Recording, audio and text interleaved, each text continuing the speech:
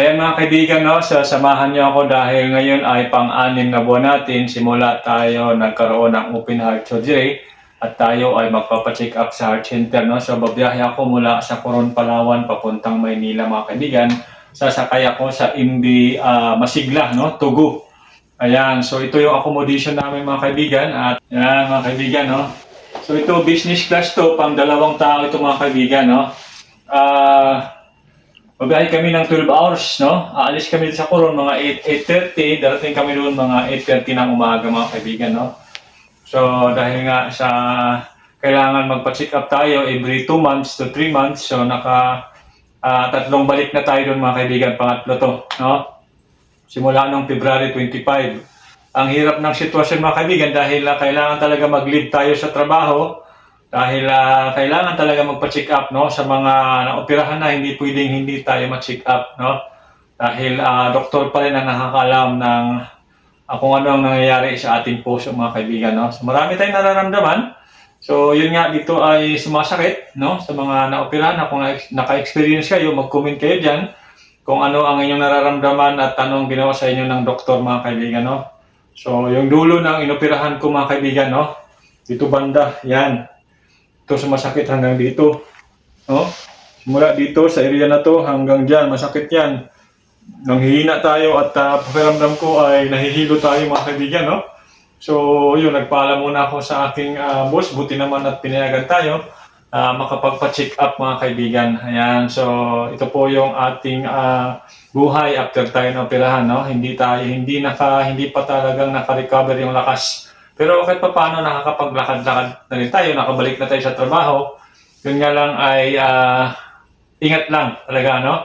So yun nga ang aking problema dahil malayo kami mula sa Palawan papuntang Maynila. So kailangan namin magbiyahe ng medyo mahaba-habang biyahe. Pero ang ganda kasi ng accommodation mga kaibigan. Mamaya itutur ko kayo sa loob ng barko mga kaibigan, ha? Para alam nyo kung ano ang sasakyan nyo kung pumunta kayo sa Coron, Palawan. Ayan. Welcome aboard sa MB Tugu Masigla mga kaibigan. Ayan. Napakaganda, no? Para nasa cruise ship ka rin. Ayan. So mamaya, iikot natin yung barko. Dito tayo.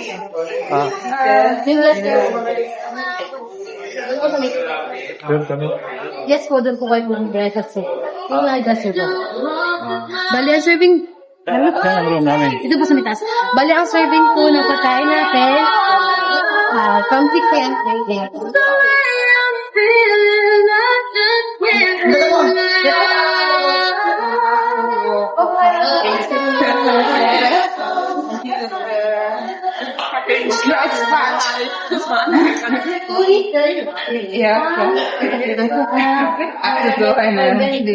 Doon naman sa may dulo. Ay, dito!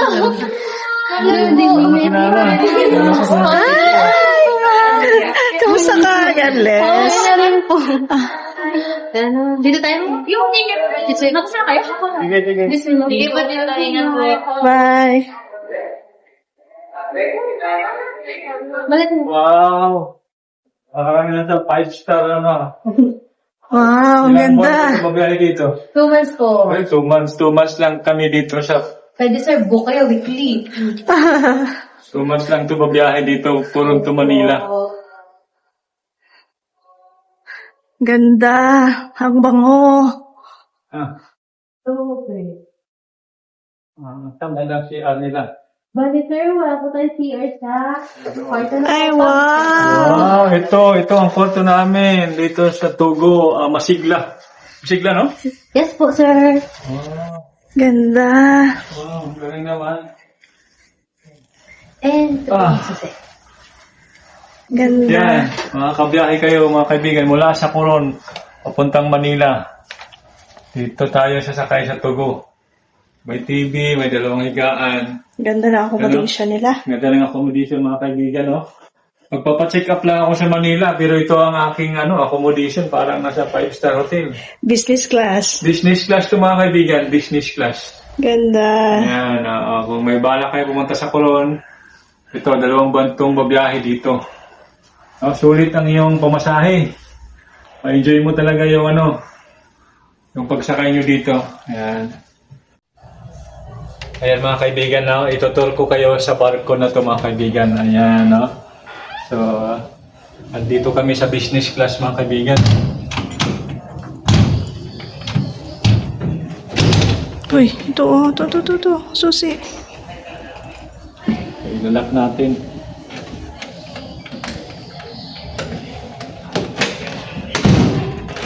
Ayan. Okay.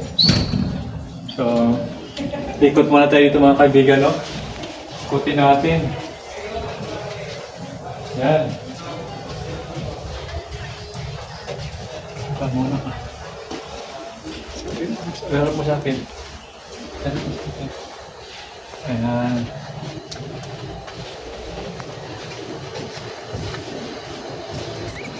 Galing naman ito. Ang lakas ng aircon, no? Lamig. Para ka rin nasa cruise ship, mga kaibigan, no? Talagang... Oh. Ayan. Pupunta tayo doon sa, ano, mga kaibigan, doon sa Miss Hall. Ito, iba-ibang, ano, iba-ibang... Yan, mga kaibigan, nasa gitna tayo man. Pwede natin makita.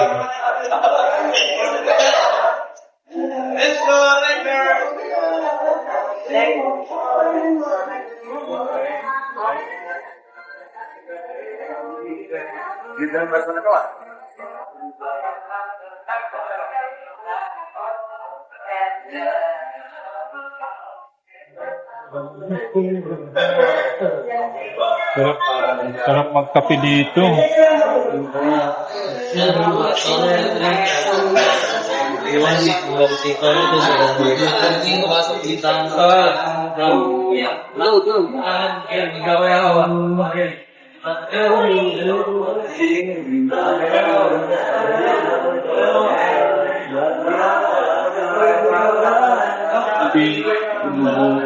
Sigla.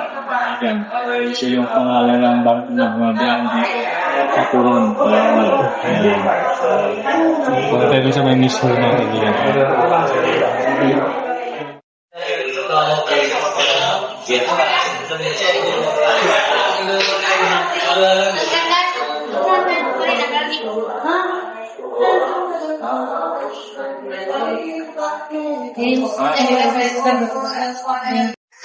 Na!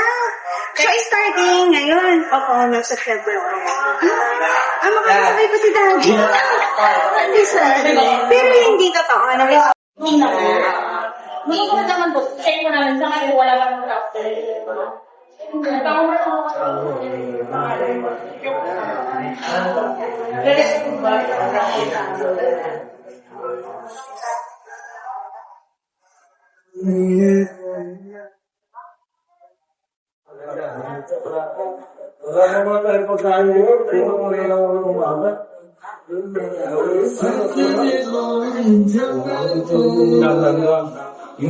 Talagang mga bas, ulan 7. Ganyan yan sa tatagong ang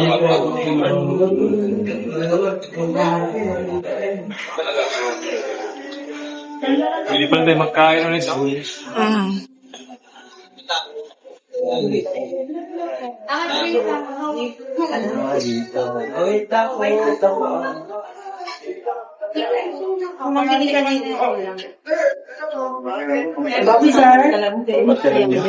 Pagpili nga yan. Pilihan ba na tubig? Nakalimutan ko lang tubig sa'yo. Sigawan tayo. Tayo mga kaibigan. Dito na yan, kasama na sa ticket. Kasama na sa ticket yung pagkain dito. Yan ang ganda doon mga kaibigan.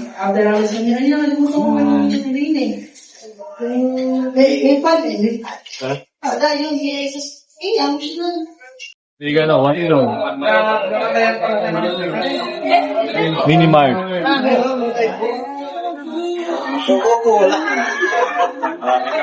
Mga paninda dito. Kami sa lubong.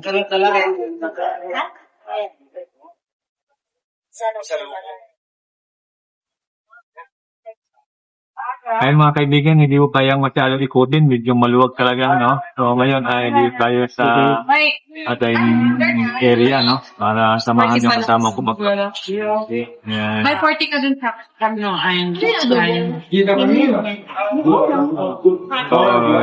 So, hindi din ako pwede magkape, kaya kasama lang ako na nagkakapit. Punta sa akin.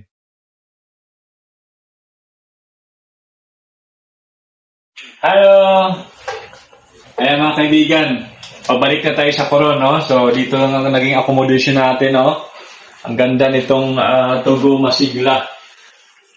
Yan, ito yung accommodation natin mga kaibigan, no? 2 kama, tag-isa kami ng aking partner, ang aking misis. Ayan.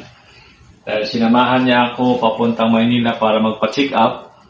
So ito sa awa ng Diyos, nakabalik na kami na mayroon namang karagdagang gamot na binigay mga kaibigan. So, pero kailangan lang talaga natin inumin. Mukhang okay naman at gumaganda-ganda naman ang pakiramdam natin. So ito, 1 linggo kami sa Maynila mga kaibigan. Na? So, maraming salamat sa inyong patuloy na prayers sa ating journey. No? After ng open heart surgery mga kaibigan, no? So napakagandang balita mga kaibigan dahil yung update ngayon sa PhilHealth ay magkakaroon na ng bayad. Libre na ang open heart surgery na valve replacement, no? Umaabot hanggang 810,000 mga kaibigan. Nung dati hindi ko nabutan, no? Nung February hindi ko pa nabutan, hindi ko na-avail yung package benefits ng PhilHealth, pero ngayon ay mayroon na, no? Yung CEBG, yung bypass ay umabot na ng 900 plus thousand, no? So, napakagandang balita yon para sa mga hindi kayang magpa-opera dahil natatakot. No, kailangan nyo lang i-active ang inyong PhilHealth mga kaibigan, no? Kung ikaw ay PWD, no? Tulad ko ay isa akong PWD, dahil nga sa ating karamdaman, inborn talaga yan ang ating sakit, no?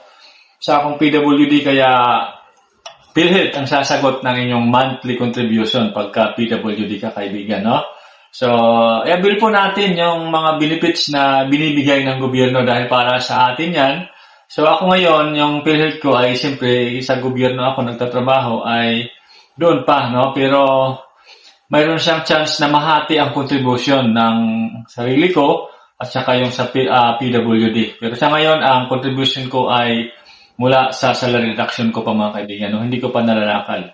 Pero ang pinakamaganda, applyan mo muna ang Person with Disability ID para ma-avail mo yung pre-PhilHealth na paghuhulog mga kaibigan. Ayan. So, salamat po sa patuloy niyong pagsubaybay at pagsuporta. Ang inyong panonood at pag-share ng ating video ay malaking tulong po yon para sa ating pang-araw-araw na maintenance, pang-araw-araw na pangangailangan, no? Bilang heart surgery survivor mga kaibigan. Maraming salamat and God bless you all.